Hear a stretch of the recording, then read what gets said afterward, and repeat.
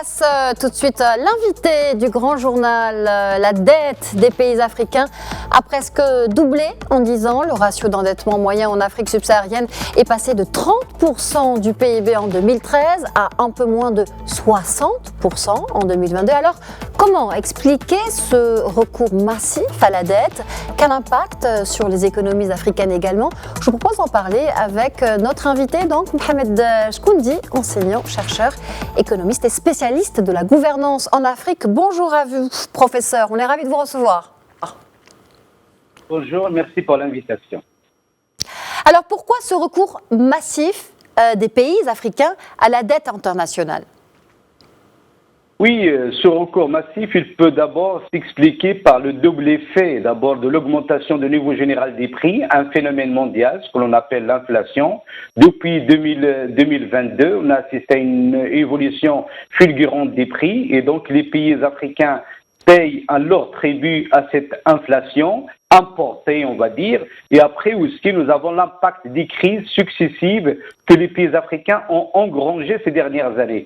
Et là où le bas blesse, c'est que quand on fait le constat que la plupart des pays africains, il y a des pays africains qui s'endettent pour se développer, pour financer le développement, mais la majeure partie des pays africains s'endettent pour faire face au service de la dette, pour pouvoir honorer leur engagement auprès, pas de la communauté internationale, auprès des créanciers privés. Donc il y a une espèce de cercle vicieux qui s'installe dans plusieurs pays africains à partir du moment où ils doivent s'endetter pour rembourser une partie de la dette qui est arrivée à maturité, ce qu'on appelle le principal, et pour aussi faire face à tout ce qui est service de la dette.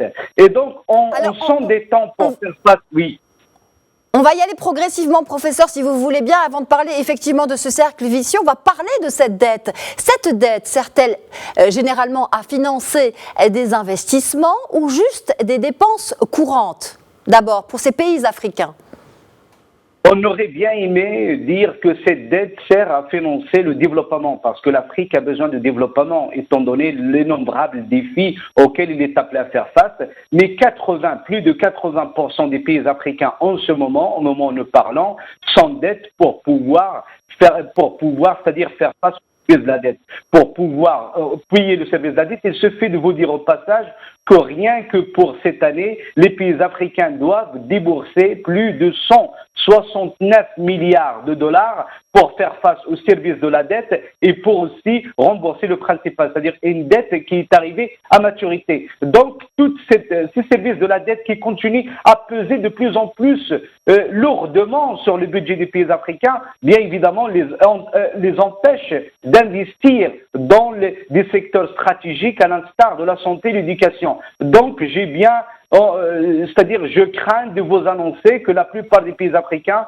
en ce moment, s'endettent pour faire face au service de la dette et pour rembourser des dettes qui arrivent à maturité. Et aussi, j'aimerais ajouter un constat important, c'est que au niveau du marché international de la dette, surtout au niveau des bailleurs de fonds, des créanciers privés, la dette à laquelle les pays africains ont accès, c'est-à-dire les emprunts auxquels ils ont accès, ce sont des emprunts de court terme. Alors que pour pouvoir répondre à votre question, financer le développement, nous avons besoin des emprunts qui arrivent à maturité dans le long terme.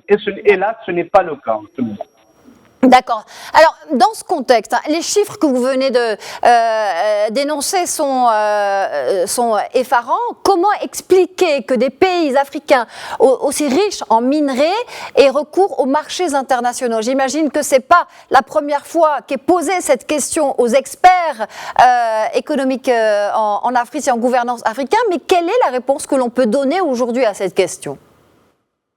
Tout simplement, c'est parce que ça nous renvoie à la problématique des pays africains exportateurs de pétrole qui sont victimes de ce que l'on appelle parfois la malédiction des ressources naturelles et en même temps qui sont victimes d'une économie qui reste extravertie, c'est-à-dire une économie qui est très tournée vers l'extérieur et donc les matières premières que certains pays africains exportent vers le reste du monde, ils subissent un mouvement de yo-yo au gré des crises dont je viens de vous parler. Donc, en premier lieu, on peut expliquer ça par le retournement conjoncturel, c'est-à-dire les pays africains s'endettent pendant les périodes de vaches maigres quand les prix des matières premières baissent. Et donc, après, pendant les périodes de vaches grasses, ils commencent à rembourser la dette. Ça, c'est dans un premier temps. Le deuxième temps, ce sont les problèmes de gouvernance. Là où il y a des ressources naturelles en Afrique, il y a des conflits, et cette gouvernance, cette malgouvernance parfois, parasite le développement. Il fait en sorte que les recettes que génère l'exportation, les exportations des matières premières soient moindres. Donc, il n'y a pas un impact significatif sur les réserves en devises. Troisième élément d'explication, c'est l'Afrique, la plupart des pays africains qui sont parfois victimes d'un système d'exploitation ou d'une gouvernance minière émanant de certaines multinationales et malgouvernance minière. À partir du moment où cette gouvernance minière, la gouvernance des ressources naturelles n'a pas un impact significatif sur les communautés locales ou bien sur les territoires dans lesquels investissent ces multinationales. Et en dernier élément, c'est des éléments, ça nous renvoie à des problèmes liés à la transparence, liés à la gouvernance. Donc, au premier ordre, il y a un problème multiniveau. C'est un problème multiniveau, effectivement, et vous parlez principalement de malgouvernance. Alors, et ce sont des créanciers privés aujourd'hui qui détiennent 44% de la dette extérieure des pays africains contre 30% en 2010. Pourquoi se tourner vers des sociétés étrangères d'investissement pour ces pays africains ? Ça, c'est une autre problématique qui vient aggraver les problématiques que nous soulignons ici. C'est que pendant les dernières années, nous avons assisté à un changement radical au niveau de la structure, la base créancière des pays africains. À partir du moment auparavant, c'était le système multilatéral où les bailleurs de fonds, on va dire bilatéraux et multilatéraux, qui étaient très présents. Si je prenais l'exemple de l'année 2000, c'était 52% des bailleurs de fonds. Je parle en termes de détention de la dette africaine. Aujourd'hui, plus de 60% de cette dette africaine est détenue par les créanciers privés. Comment peut-on expliquer cette mutation ? Cette mutation, on peut l'expliquer par plusieurs raisons. D'abord, la crise de la mondialisation. La crise de la mondialisation qui renvoie immédiatement à une crise du multilatéralisme. Deuxième élément aussi que ça peut s'expliquer par l'affaissement de l'aide publique au développement. Il y a un resserrement de l'aide publique au développement. C'est-à-dire, les agences internationales, c'est pas qu'ils sont de moins en moins engagés, mais peut-être les systèmes de garantie qui leur sont fournis ne leur permettent pas de s'engager. Et du coup, ça laisse la porte grande ouverte aux créanciers privés qui profitent un peu, il faut le dire, de cette vulnérabilité multidimensionnelle de certains pays africains à partir du moment où ils appliquent des taux d'intérêt exorbitants. Et ça me permet aussi de revenir sur votre première question. Ces taux d'intérêt exorbitants renferment les pays africains dans un cercle vicieux où ils s'endettent pour rembourser la dette. Et après, plus ils s'endettent, plus leur marge de manœuvre en termes d'endettement devient de plus en plus étroite et donc, du coup, le taux d'intérêt augmente. Donc, voilà un peu, grosso modo, oui. Oui. Et du coup, et vous venez de l'aborder, mais peut-être qu'on va terminer sur cela. Professeur Eshkoundi, est-ce que l'on peut dire, est-ce qu'on peut confirmer que le système mondial de la dette étouffe véritablement ces pays africains, notamment en termes de croissance et de développement, du coup ? Tout à fait. C'est pour ça que la plupart des pays africains appellent, insistent pour une réforme de l'architecture financière internationale.